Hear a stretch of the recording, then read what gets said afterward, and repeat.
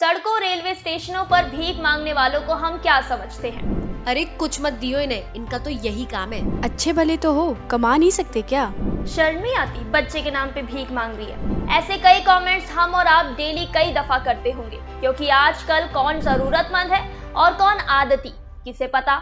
इसलिए हम हर किसी को एक ही लकड़ी से नापते हैं। इस वजह से कई जरूरतमंद भी बेइज्जत हो जाते हैं। लेकिन जो जरूरतमंद है उसे बेइज्जती से नहीं बल्कि खाली पेट से डर लगता है। और एक माँ का पेट तो अपनी औलाद को खिलाने पर ही भरता है, फिर चाहे वो खुद भूखी सो जाए। ऐसी ही एक माँ जिसके एक नहीं बल्कि हजारों बच्चे थे, आज उन हजारों बच्चों का एक परिवार है जिसकी करता धरता है सिंधु ताई सपकाल, जिनका नाम आपने जरूर सुना होगा। लेकिन इनकी जिंदगी के कुछ अनसुने किस्से सुनकर आपके रोंगटे खड़े हो जाएंगे। दोस्तों, सिंधु ताई सपकाल, जिन्हें अनाथों की मां के नाम से जाना जाता है, एक फेमस इंडियन सोशल वर्कर है। उनका जन्म 14 नवंबर 1948 को महाराष्ट्र के वर्धा जिले के पिंपरी मेघे गांव में हुआ था। बेहद मुश्किल हालातों में पली बड़ी सिंधु ताई की जिंदगी संघर्षों से भरी रही। उनका बाल विवाह हुआ था। 9 साल की उम्र में ही उन्हें शादी के बाद घरेलू हिंसा का सामना करना पड़ा और गर्भवती अवस्था में ही घर से निकाल दिया गया। पेट में अपना बच्चा लिए वो स्टेशन पर दर बदर भटकती रही। जब डिलीवरी का समय आया तो उनके पास कोई नहीं था।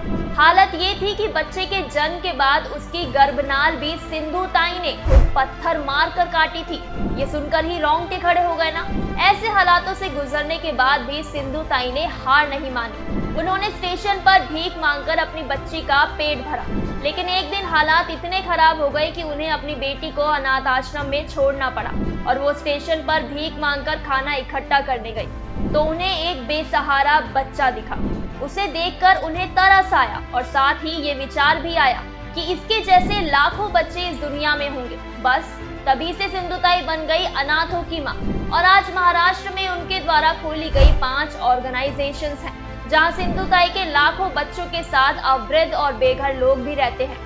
सिंधु ताई सबकी आई थी। ऐसा इसलिए क्योंकि 2022 में वो इस दुनिया को छोड़कर चल बसी। लेकिन इस समय उनका वही बड़ा बेटा जो उन्हें स्टेशन पर भूखा और बेसहारा मिला था, वही इन 5 ऑर्गेनाइजेशंस को संभालता है। यह आज भी सिंधु ताई का वही परिवार है, जहां बच्चों की पढ़ाई, करियर और शादी तक सब कुछ एक आम परिवार की तरह होता है। सिंधु ताई की बहुत सारी बहुएं हैं और नाती पोते भी हैं। दोस्तों, सिंधु ताई से हमें सीख मिलती है कि आप चाहे तो अपने हालातों को कोसते हुए उनमें फंसे रह सकते हैं या उससे निकलने की कोशिश कर अपने साथ साथ दूसरों का भी भविष्य उज्जवल बना सकते हैं। ऊपर वाला आपको मौका और रास्ता दोनों देगा। इसी के साथ सिंधु ताई बनती है हमारे यूथ आइकॉन ऑफ इंडिया का ऐसा चेहरा जिसे देखकर हम सभी को प्रेरणा मिलती रहेगी।